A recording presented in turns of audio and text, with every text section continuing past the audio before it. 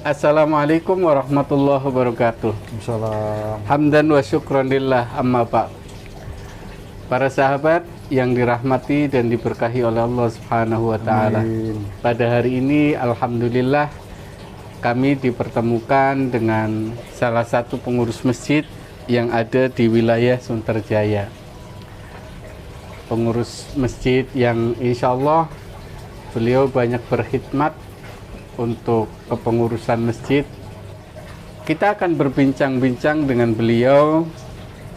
Di samping beliau pengurus masjid juga beliau termasuk salah satu ya kiai sebenarnya, kiai. Ya, sekolah. Udah lama beliau, cuma belum pernah tampil di depan kita.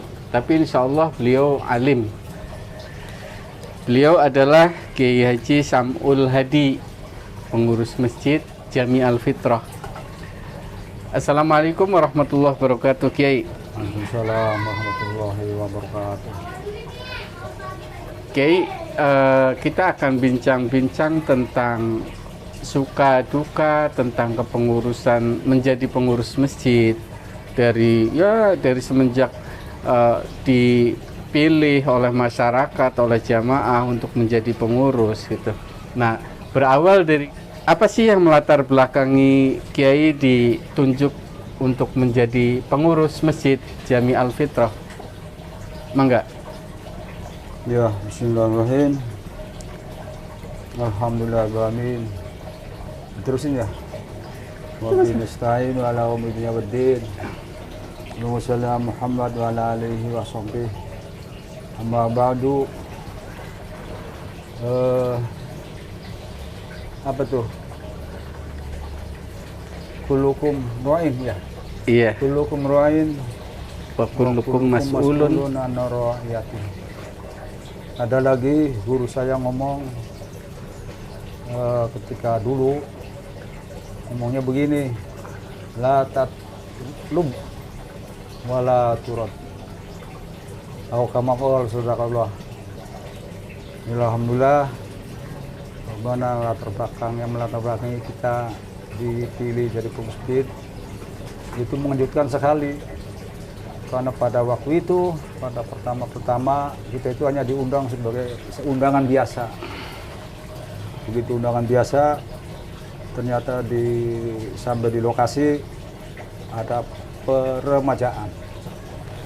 Sama sekali nggak terbesit bahwa saya itu jadi pengurus masjid.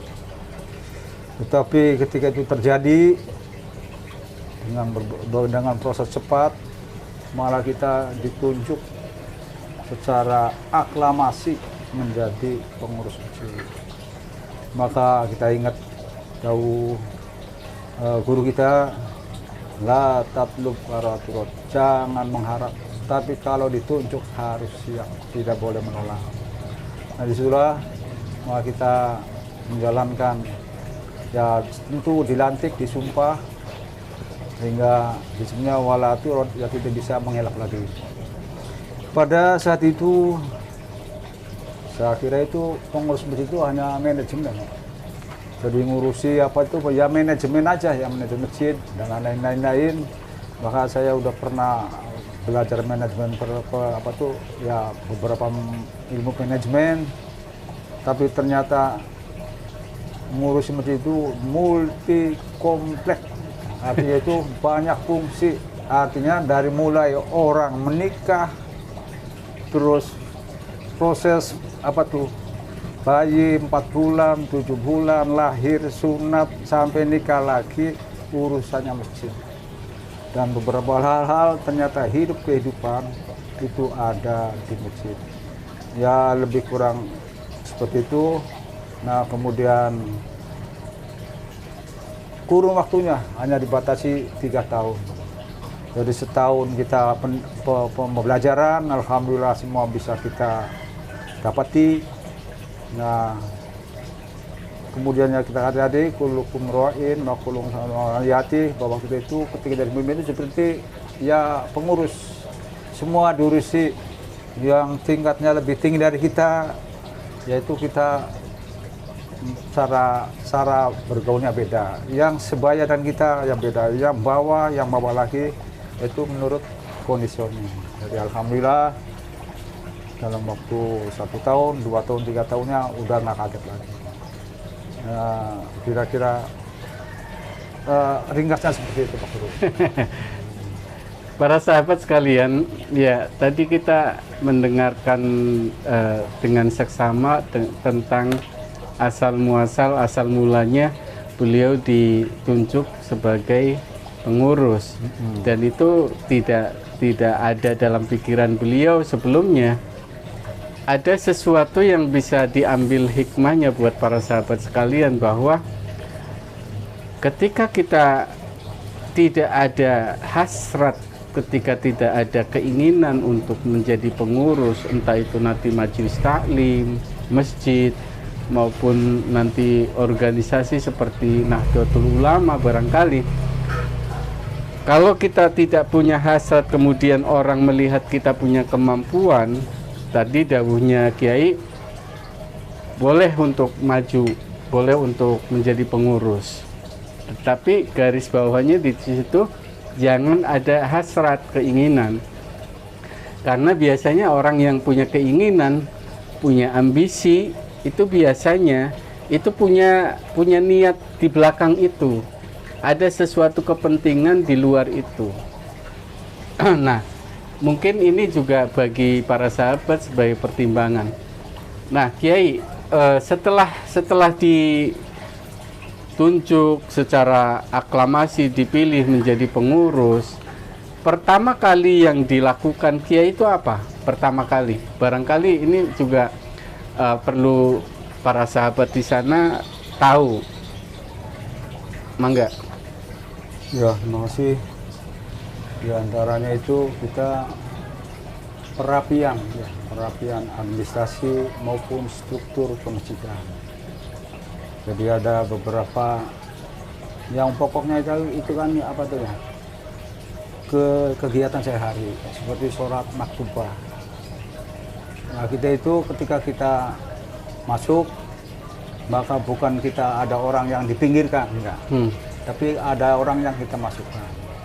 Di situ kita ada jadwal imam rawatib, ya berjalan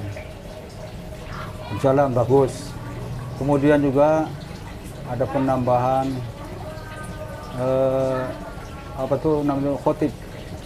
Yang lama tetap ada, tapi kita tambahin khotib. Yang tadinya bisa setahun itu 4 kali, ya, hanya sampai 3 kali setahun itu yang putar-putarannya tuh. Jadi lebih lambat lagi karena kita masukin khotib. Yang khotib lama tetap dipakai. Nah, kemudian kita ini kan tadinya kan hanya manajemen. Tapi ternyata pada suatu kejadian khotibnya tidak datang padahal orang dekat, maka jadi doronglah kita sebagai khotib. Badal. Subhanallah. Tidak ada persiapan, belum pernah khotib jadi yang khotib. Tapi alhamdulillah sih, namanya rukun-rukunnya kan udah bisa, sehingga durasi yang diperlukan sekian itu alhamdulillah terpenuhi. Jadi artinya ya kita dengan itu maka kita seluruhnya harus semua kegiatan keagamaan, jadi harus kita mulai latihan lagi, baca lagi. Di antaranya ketika ada orang menikah, saya dipanggil, barangkali hanya panggil undangan aja, tapi ternyata suruh nyambut yang berkaitan dengan pernikahan. Begitu pula yang lainnya, misalnya orang haji, belum pernah haji, suruh nyambut, sambutan haji, dan lain-lainnya. Nah, gitu ya, semua hidup dan kehidupan. Nah, kemudian juga administrasi keuangan, yang tadinya itu ya ikhlasan aja, kalau ngasih duit ya kasih aja, dapatnya berapa nggak ada. Jadi kalau ini ketika kita masuk, kita administrasi keuangannya dirapikan lagi. Jadi untuk mempertanggungjawabkan keuangan, kita keuangannya, pembukaan keuangannya diperketat lagi. Di antaranya seperti itu. Gini Kiai, di luar sana ya barangkali nih Kiai juga mungkin bagian dari itu, tapi mudah-mudahan enggak. Gini, mentang-mentang pengurus itu misalnya, ya ketua, padahal bendahara ada, padahal sekretaris ada, seksi dakwah misalnya ada, tapi diambil semua itu apa namanya porsinya. Misalnya ketua jadi ketua iya, jadi imam iya, jadi khotib iya, jadi apa namanya bendahara juga iya, jadi sekretaris ngurusin khotib juga iya, barangkali seperti itu. Ada nggak di apa barangkali tempat kiai seperti itu atau enggak gitu? Alhamdulillah, jadi sesuai dengan namanya itu pembagian tugas. Nah, di sekretaris ya kerja sekretaris. Kalau dulu kan belum ada HP, pakai telepon. Itu urusan sekretaris. Misalnya khotib, nah 3 hari sebelumnya dikasih tahu bahwa nanti di sini. Demikian juga keuangan. Di keuangan membukukan, tapi yang baca bukan orang keuangannya, bukan bendaharanya. Nah, kemudian kita juga punya remaja yang membantu kegiatan-kegiatan keagamaan. Misalnya ya jadi protokol lah, diajari untuk masuk masjid dengan cara suruh baca protokol. Nah, untuk imam tadi sudah dijadwal, imam rawatib demikian. Nah, kalau tidak ada baru ketua masjidnya maju. Masih ada sekretarisnya, masih ada ulamanya suruh gitu. Jadi udah terjadwal, kalau kosong maju, tidak sampai dorong-dorongan. Jadi enggak ya mau. Nah itu para sahabat, walaupun sekupnya masjid atau majelis, ya beliau katakan bahwa kita profesional, kita proporsional. Bendahara ya tugasnya ngitungin duit, megangin duit. Ketua sih cuma memonitor aja ya Kiai ya. Atau sekretaris ya kerjanya ya bikin undangan buat apalah, buat apa gitu. Atau nanti ada lagi seksi dakwah yang ngatur untuk acara-acara. Kayak misalnya ada acara Isra Mi'raj, hari besar Islam yang lain, termasuk kalau tarawih, jadwal khotib dan seterusnya, sehingga apa? Tidak tumpang tindih. Jadi tidak ya ketua masjid merangkap juga sebagai sekretaris, bendahara, lucu. Nantinya organisasi nggak bisa berjalan dan nantinya akan berefek negatif terhadap masyarakat. Mungkin kitanya sih nggak apa-apa, tetapi masyarakat akan melihat negatif. Disitulah pentingnya kita paham tentang berorganisasi, termasuk ngurusi masjid gitu ya Kiai ya. Nah ini ada ranahnya, nanti bisa tanya ke DMI, bisa tanya ke MUI dan seterusnya. Nah Kiai, namanya pengurus gitu ya, ada nggak kendalanya? Ya misalnya apalah gitu ya, misalnya masyarakat ngecemooh lah atau gitu apa gitu, barangkali ada nggak seperti itu? Sebenarnya ya semua bagus. Kalau idenya itu diluapkan ke kita, mengadu ke kita, isinya itu tujuannya mereka juga benar. Tetapi ya dengan caranya mereka kan masing-masing karakter manusia. Seperti itu. Nah, semua aspirasi itu ya kalau baik ya kita terima, tidak baik pun kita analisa untuk ya mengikuti. Ya pengennya sih naik terus gitu ya, baik. Tapi ada juga yang ya ada juga yang lain apa tuh, kayak disebutnya ada yang tidak kunut, yang kunut ya semua kalau kita kan sudah tahu, yang kunut namanya sunnah ya nggak apa-apa, tidak kunut juga nggak apa-apa. Tapi ada juga yang kontra, nah, artinya itu ada. Nah, suatu kejadian pernah terjadi itu ketika sujud tilawah. Nah, ketika baca surat sajadah, ayat sajadah, kita langsung ruku, langsung sujud. Kemudian diri lagi, nah itu kontra. Nah, rupanya mereka itu belum pernah tahu. Jadi ada juga yang tahu. Nah, ketika yang tidak tahu dianggap kita ini katanya nambah-nambah rukun. Ya tapi nggak apa-apa, kan kalau nggak bertanya kan dia nggak tahu kenapa nambah-nambah rukun. Sedangkan rukun sholat itu pas, sholatnya seperti kamar itu muni usolli. Kemudian kita ya bagus namanya harus tahu, jadi kita kasih tahu. Ternyata kasih tahu, oh kalau begitu Bapak lebih ngerti dari saya gitu. Ya biasa aja begitu. Ya termasuk juga tadi ada yang ketinggalan kunut, kemudian diganti dengan sahwi. Rupanya di sini belum pernah terjadi. Jadi dianggap tadi seperti asing gitu ya. Dianggap Islam mana ini? Aliran baru. Karena waktu itu namanya ya aliran lain. Tapi dijawab oleh teman kita bahwa itu namanya pengganti sunnah muakkad, sehingga disunahkan untuk sujud sahwi. Ya mereka ngerti, alhamdulillah. Kemudian namanya orang banyak dengan membawa rakaat masing-masing, ya kita membaca situasi bahwa kita itu syu'uban wa qabailah, ya, terdiri dari suku-suku dan kelompok-kelompok di ta'arufu untuk saling mengenal, sehingga gaya bahasa orang beda-beda, ya kita anggap semua bahasa itu bagus. Gitu. Ada nggak pesannya, Ki? Pesannya buat masyarakat supaya barangkali untuk memotivasi masyarakat agar mereka aktif ke masjid, ya sholat maktubahnya, ya majelis taklimnya, ya apapun yang ada di dalam masjid gitu. Ada nggak pesan itu ke masyarakat bahwa itu penting gitu? Ya kita sebutkan bahwa sholat jamaah itu ya pahalanya juga dibedain daripada sholat sendirian dengan 27 derajat. Kemudian bahwa sholat jamaah itu insya Allah seluruhnya diterima. Jadi yang kurang-kurang ditutup dengan hikmah sholat jamaah itu. Tetapi juga namanya orang kita ini orang pegawai ya. Jadi sering-sering kenapa subuhnya nggak kelihatan nih? Aduh Pak, saya harus berangkat jam sekian. Jadi ada alasan-alasan yang berkaitan dengan tugas. Yang tidak tugas juga katanya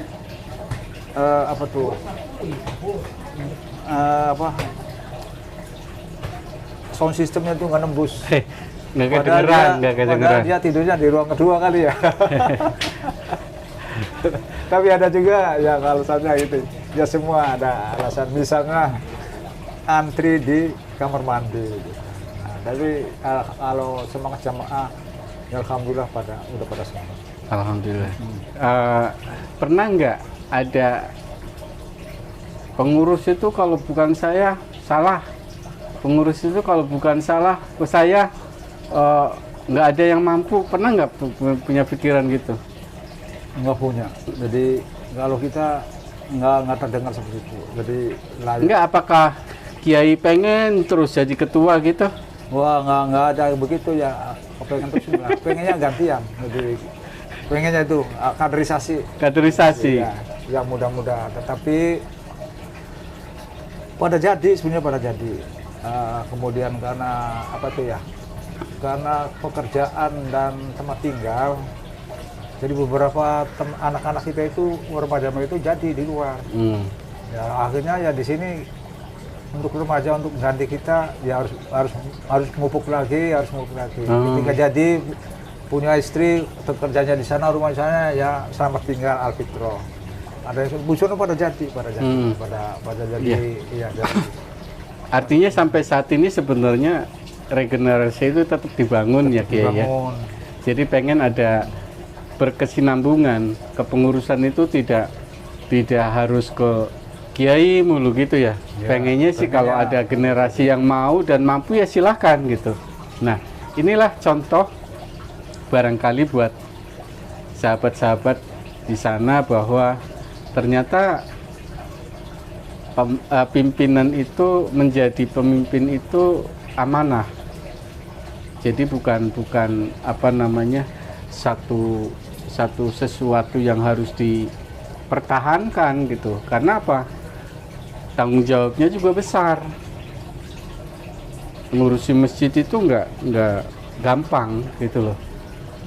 Ada jamaah yang tidak mendapatkan manfaat dari itu saja, itu udah menjadi bagian tanggung jawab pengurus. Itu barangkali satu hal yang perlu sahabat ketahui. Lalu ini Kiai, ada satu hal yang menarik karena di Sunterjaya ini kan ada acara kegiatan forum subuh nih. Ya, forum subuh yang hari Ahad dan subuh keliling yang dimotori sama NU Ranting Sunterjaya atau DMI yang sebulan sekali hari Jumat. Nah, ini kan ketempatan nih setiap masjid menjadi tuan rumah. Nah, ketika misalnya acara NU atau forum subuh hadir di Masjid Al-Fitrah yang notabene sampean yang menjadi pengurus, apa sih yang ada di dalam hatinya gitu? Senangkah atau merasa apa gitu? Nah, itu bisa cerita di sini, silahkan. Ya, alhamdulillah ketika ditunjuk atau kena giliran menjadi tuan rumah itu rasanya menyenangkan. Satu diantaranya nama masjidnya lebih populer lagi. Populer. Lebih populer. Yang tadinya orang nggak denger, Jadi ternyata tahu. ada Masjid Al-Fitrah. Tadinya masjid DKI aja. Oh, namanya Al-Fitrah. Gitu. Jadi ya lebih dikenal. Nah, itu secara promosi dikenal.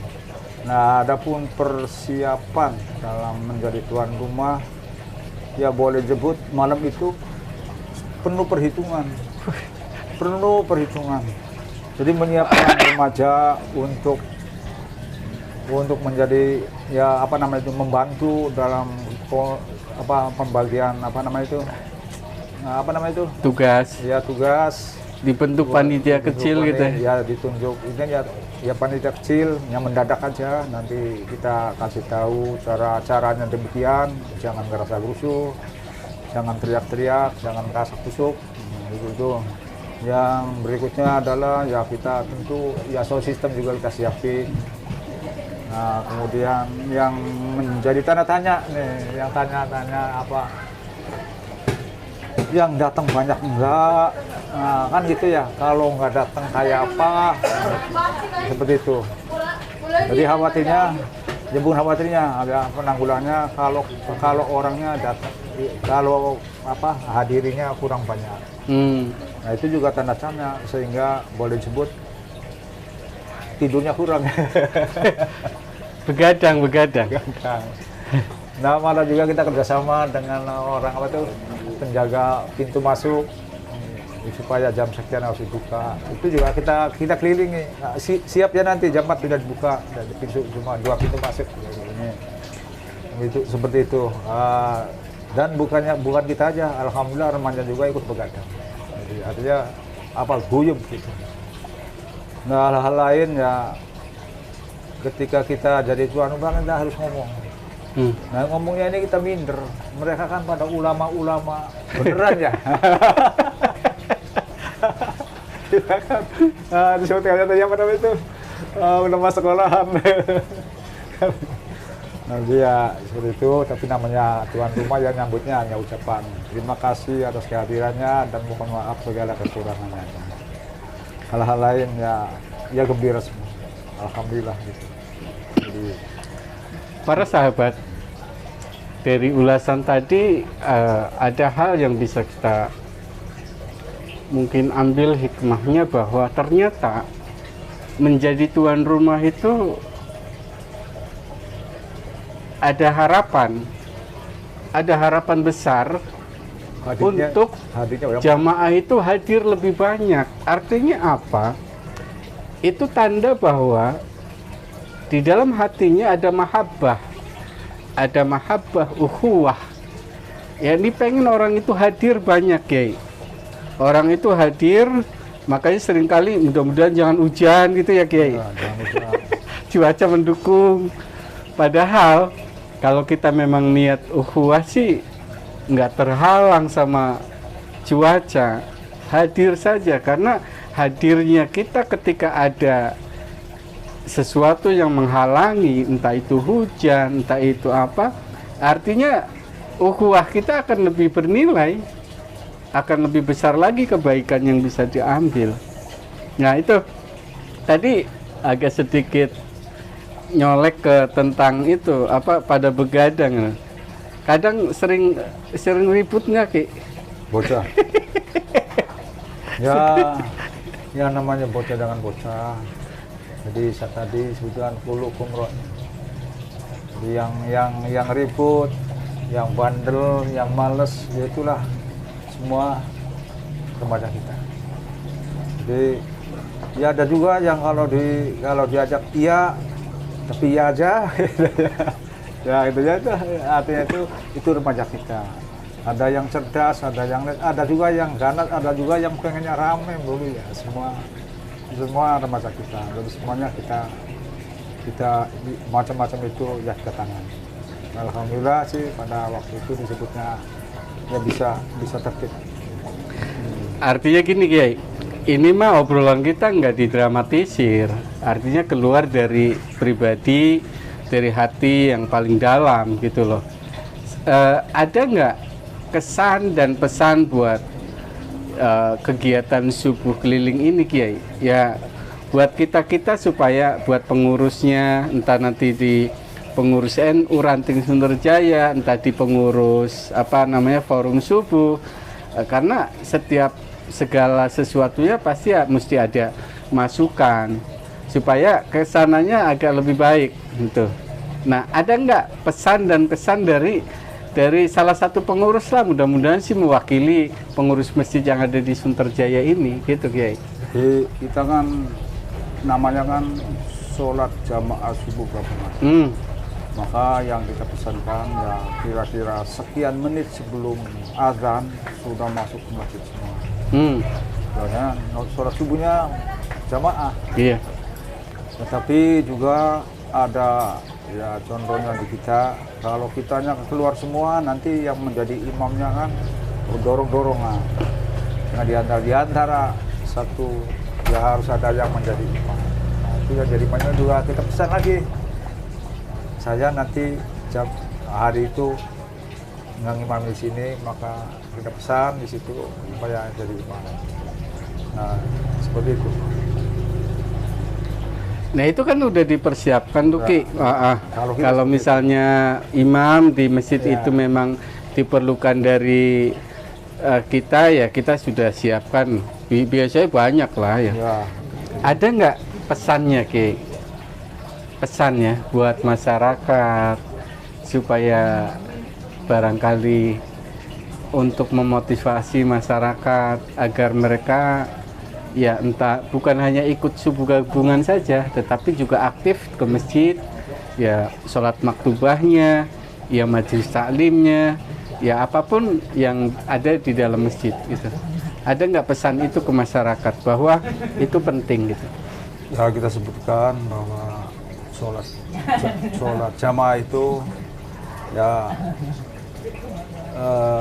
pahalanya juga dibedain daripada sholat sendirian dengan 27 derajat.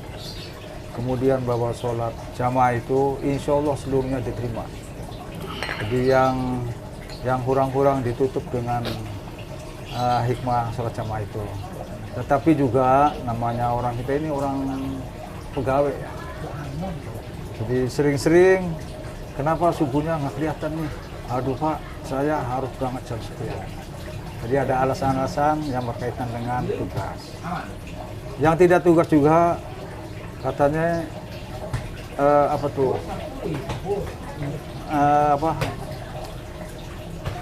sound systemnya itu nggak nembus. Nggak kedengeran. Padahal dia tidurnya di ruang kedua kali ya. Tapi ada juga ya alasannya itu. Ya semua ada alasan. Misalnya antri di kamar mandi. Nah, tapi kalau semangat jamaah, ya alhamdulillah udah pada semua. Alhamdulillah. Nah ini Kiai, pesan buat orang-orang ya jamaah yang pada ikut subuh gabungan nih. Ya. Pesan buat mereka apa terus dimotivasi agar agar terus kita membangun ukhuwah? Ya, sementara itu baru pengurus inti ya. Iya. Nah, kita pesannya ajaklah yang lainnya, yang tidak pengurus jamaah aja diajak. Utamanya itu remaja untuk ikut gabung. Bahwa remaja adalah masa depan, harus diajak untuk kebaikan. Begitu. Apa tadi tuh? Apa tuh? Subhanul Yom, ya. Subhanul Yom, Rijalul Huda ya. Iya. Gini Kiai, pernah nggak ada pengurus itu kalau bukan saya salah, pengurus itu kalau bukan saya nggak ada yang mampu? Pernah nggak punya pikiran gitu? Nggak punya. Jadi kalau kita nggak terdengar seperti itu. Jadi nggak, apakah Kiai pengen terus jadi ketua gitu? Wah, nggak ada begitu ya. Pengen terus nggak. Pengennya gantian. Jadi pengennya itu kaderisasi ya mudah-mudahan, tetapi sebenarnya pada jadi kemudian karena apa tuh ya, karena pekerjaan dan tempat tinggal, jadi beberapa anak-anak kita itu remaja itu jadi di luar. Ya akhirnya ya di sini untuk remaja untuk ganti kita ya harus mupuk lagi. Ketika jadi punya istri, kerjanya di sana, rumah sana, ya selamat tinggal alfitro. Ada yang busono pada jadi. Iya, jadi. Artinya sampai saat ini sebenarnya regenerasi itu tetap dibangun ya Kiai ya. Jadi pengen ada berkesinambungan, kepengurusan itu tidak harus ke Kiai mulu gitu ya. Pengennya sih kalau ada generasi yang mau dan mampu ya silahkan gitu. Nah, inilah contoh barangkali buat sahabat-sahabat di sana bahwa ternyata pimpinan itu menjadi pemimpin itu amanah. Jadi bukan apa namanya satu sesuatu yang harus dipertahankan gitu. Karena apa? Tanggung jawabnya juga besar. Ngurusi masjid itu nggak gampang gitu loh. Ada jamaah yang tidak mendapatkan manfaat dari itu saja, itu udah menjadi bagian tanggung jawab pengurus. Itu barangkali satu hal yang perlu sahabat ketahui. Nah, kesannya kesan tentang kegiatan itu, ada nggak kesan yang positif untuk bisa dibagi ke sahabat-sahabat di sana? Ya, pesan positifnya sesuai dengan namanya sholat subuh gabungan. Berarti di sono ya, sekian menit sebelum azan subuh sudah ada semua di situ. Nah, kemudian kan ada apa sih namanya itu? Dibuka apa namanya itu? Duratun Nasihin ya ada ya. Ada bagaimana ada orang wajahnya seperti bintang yang menyebutkan mereka berangkat ke masjid ketika mendengar azan. Tapi ada lagi rombongan lagi wajahnya seperti bulan. Dijawab di situ mereka yang sudah siap-siap masjid, ketika mendengar adzan sudah siap masjid. Tapi ada pula yang wajahnya seterang matahari. Apa itu? Ketika azan mereka sudah ada di masjid. Nah, makanya ya, kita pengennya ya yang kedua dan ketiga. Ya, yang seperti wajahnya bulan, wajahnya seperti matahari. Ya yang awal juga ya nggak apa-apa, masih bagus. Iya, jadi para sahabat, ada satu kesan positif yang bisa kita ambil, di antaranya adalah ketika ada apa namanya himbauan atau seruan atau barangkali undangan lah melalui WA grup atau apa gitu. Itu ketika acara subuh keliling Sabtu dan Minggu, itu mestinya memotivasi Kiai, memotivasi kita. Dan sebenarnya ketika subuh gabungan itu sebenarnya juga bertujuan untuk menggugah memotivasi masyarakat sekitar agar gemar menjalankan sholat berjamaah. Karena ukhuwah itu juga artinya kita berjamaah gitu. Para sahabat yang ada di sana, mudah-mudahan pembicaraan kita dengan Kiai Haji Sam'ul Hadi, pengurus Masjid Jami Al-Fitrah, itu bermanfaat buat kita semuanya. Jangan lupa untuk share, like, komen, dan subscribe untuk channel Ranting Nusa ini. Mudah-mudahan syiarnya semakin melebar, mudah-mudahan kita semua juga menjadi bagian dari orang-orang yang ikut mensiarkan subuh keliling melalui channel Ranting Nusa ini. Terima kasih. Wallahu muwaffiq ila aqwamit thoriq. Wassalamualaikum warahmatullahi wabarakatuh. Waalaikumsalam.